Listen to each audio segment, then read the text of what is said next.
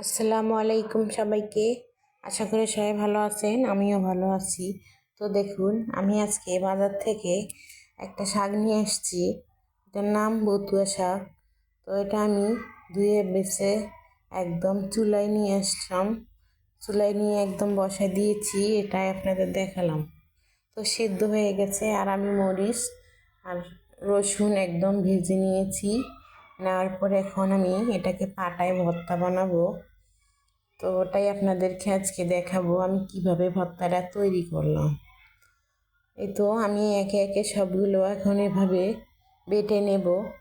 আসলে আমার ওই হাতে যে ইয়াটা দিয়ে আমি বাটতাম ওটা ভেঙে গেছে, তাই আজকে আমি পাটায় ভর্তা বানাচ্ছি। তো আমি পাটায় বানালাম, ওটাই আপনাদের দেখালাম। আর আমি কীভাবে ভর্তাটা তৈরি করলাম ওইটাই আপনাদের মাঝে শেয়ার করলাম। তো এই তো আমার ভর্তা বানানো হয়ে গেছে।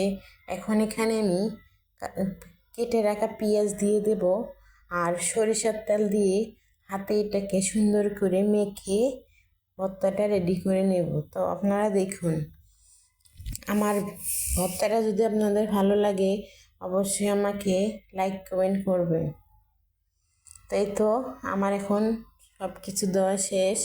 এখন আমি সুন্দর করে হাতে এগুলা মাখাই নেব।